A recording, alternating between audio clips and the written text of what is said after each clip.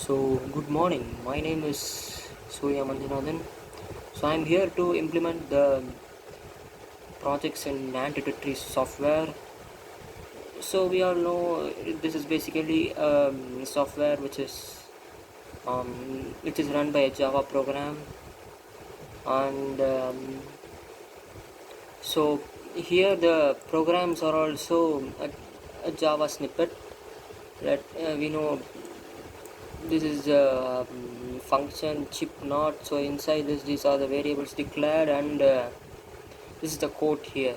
So basically now I'm going to implement each and every gates here in the first project. That's the objective of the first project. So now I have taken the NOT gate. So NOT gate, um, actually we can use the NAND gate as an inverter. So when we just pass the input directly um, to the NAND gate, it will invert the value. So with that logic I have implemented this. So when we give the input value as 0, see the value is 1, it gets inverted. Similarly, when I give the value as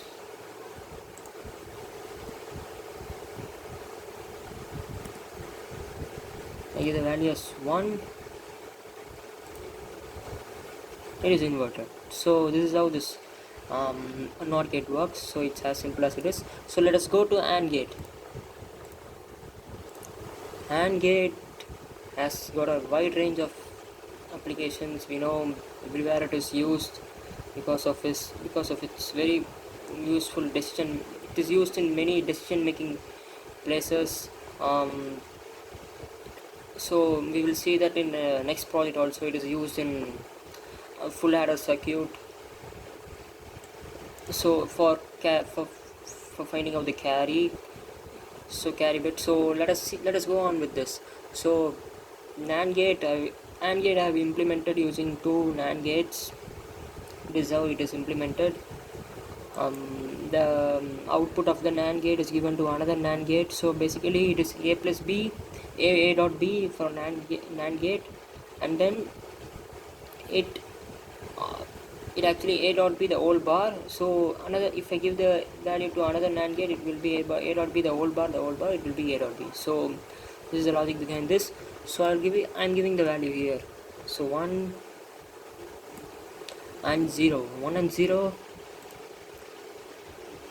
it will be 0. So NAND gate, here we know both the input must be 1, both the input must be high to get a high value as the output. So when I give both the inputs as high, we see it is high. So the next gate is AND 16. So basically AND 16, it takes input as 16 bits. So a number, when we give a number to it, will convert the number into a 16-bit binary value, both the operands, and then compare both the operands bit by bit. So for example, I'm giving the first input as 320 and second input as 232.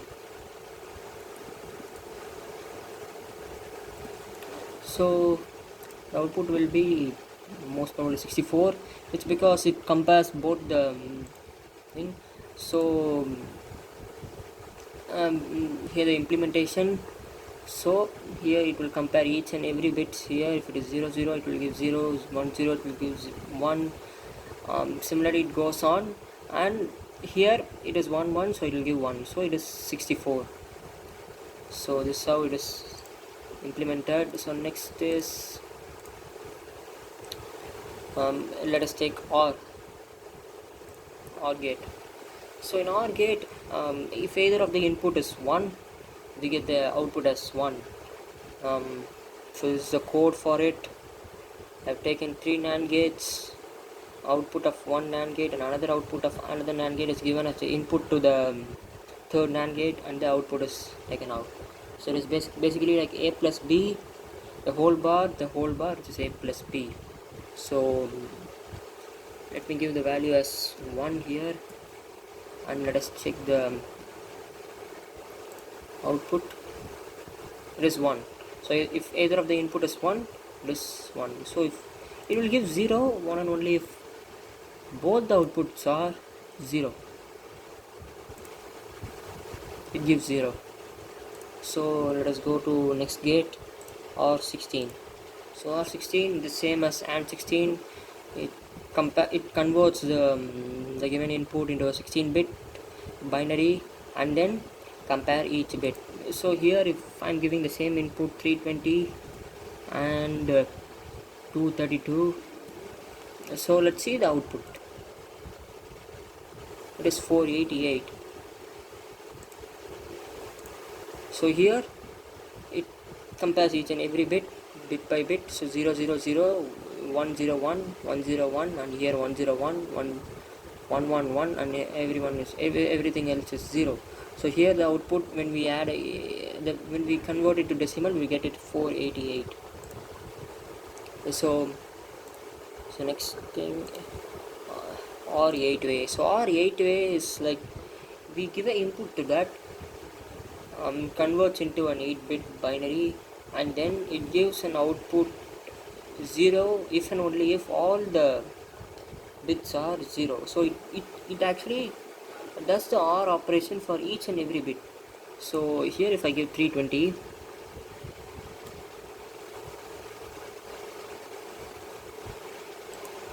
okay, it must be less than, so 32.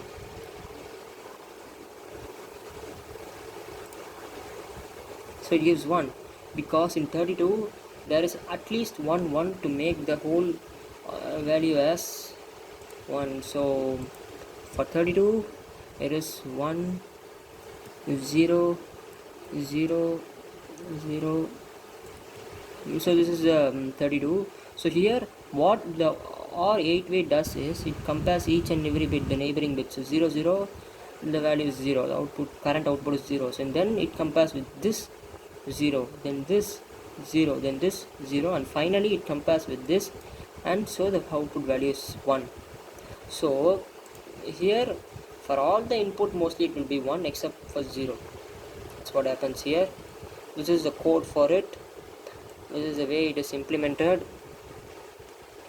So each and every bit it is taken as the input and output. So it gives, so here the output of this is given as the input of the second bit and then compare the first bit and second bit and generates an output. The output is compared with the third bit. So it goes on like that till we get the final output. So this is the mechanism behind that. So next it is XOR. So XOR is basically a gate where when we give it gives an output of 1 only when we have odd number of 1. Okay, so when I give 1 here, it gives 0. So it will give 1 only when there is odd number of 1 here. The same is implemented here using 4 NAND gates. Okay, so next is let us go to multiplexers. So I forgot this not 16. So not 16 is the same. It actually takes it again takes the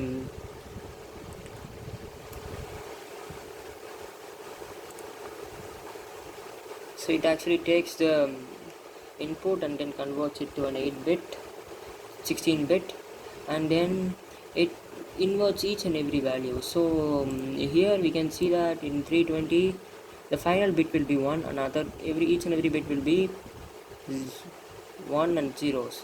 So it's basically like 1's complement. It's okay, 1's complement of 320, 1's complement of this number. So we will get the value as this. So this is how do we get it? We get a negative value. So as it is an inverted value, so it is minus 321. So the multiplexers. So multiplexers are used to select the input lines and give the output line. So basically there is a select input and there are two um, inputs given, A and B, and select. So what happens here is, depending upon the select input, the multiplexer selects any one of the input A or B. So here I am giving it as 1, and here the values I am assigning to A is 1 and B I am assigning it to be 0. So actually here I have given cell 1, so it should give 0 because it selects B. So this is how I have implemented it using a NOT gate, 2 NAND gates, AND gates, and 1 OR gate. Okay, so next, multiplexer 4 way 16. So here it is 4 inputs are given. So according to that, the select input should be 2-bit. Either it should be 0, 1 or 2. So it takes 3 value, either of the value, and then selects the input lines, and give it as the output. So it's same as the previous multiplexer we have seen. The change here is we have got 4 inputs, and one select input takes 2-bit as the input. So I'm giving it 0 and 1. So I'm giving it as 0, 1. So it selects the B, which is actually 1, 0, 1, 2, 3. So it selects 1 here.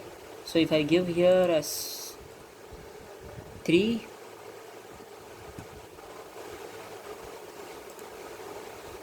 again give 1 because the D is in the third position, so we'll get it. So this is how this is implemented. Actually this is 16-bit, so we need not give it as 1. We can give it as 16-bit number, and accordingly it will give the output. So let us give it like 322, another as 258, and this has to be 256. So I'm here selecting the second input line. So it gives the 258. This is the second input line. So similarly I've implemented this here. So this is how I implemented this. So actually the MUX 416 is implemented using 3 multiplexers here. 3 16-way multiplexers. I am connecting the 3 multiplexers to get the output here. So that's how it is implemented, like 2 multiplexers, and it is joining to another multiplexer, and one select input is given to one multiplexer, the first multiplexer, and second is given to here, and then these two are connected to be one multiplexer, and the final value will come here. So basically 8 and 8 are given here. So this is how the implementation is given. So next let's go to MUX 8. Okay, so this is how it is done here. So it takes 8 input lines, and select input takes 4 bits actually, 0, 1, 2, 3. So similarly let me give it as 3.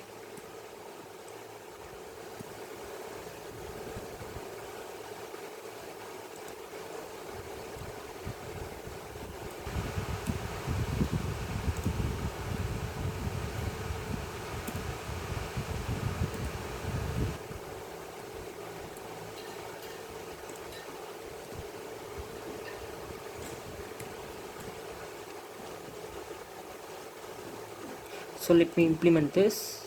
So it will take the third value 0, 1, 2, 3, so 320. So this is as far as MUX is considered. So now let me go to DMUX. DMUX is exactly opposite of the MUX. Here the output line is selected, So the select input is given, and then, like, let me simulate it. I give 1, it is 0. These are the output lines and these are the input lines. So here, depending upon the select input value, it selects either A or B here, and A will be either A or B will be given the value given in. So for example, if I give 1 here and select input is 1, it will select B and then print the output 1 here. So happens like this. This is the basic logic behind the demultiplexer. It's exactly opposite to how the multiplexer works. In multiplexer, the input lines are selected depending upon the select input. Here in demultiplexer, the output lines are selected depending upon the select input, and the output value is given through the input line, like here. So same way there is dmux 4 way, dmux 8 way. Same here, there are 4 output lines and select input is 2-bit, and there is a 1 input line. So I'm selecting second output line and I'm giving 1 as the value here. So the value,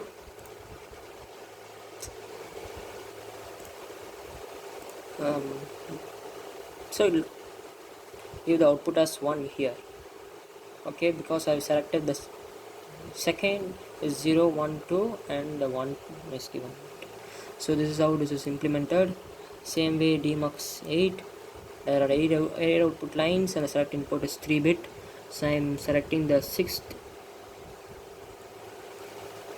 output and I'm giving it as 1.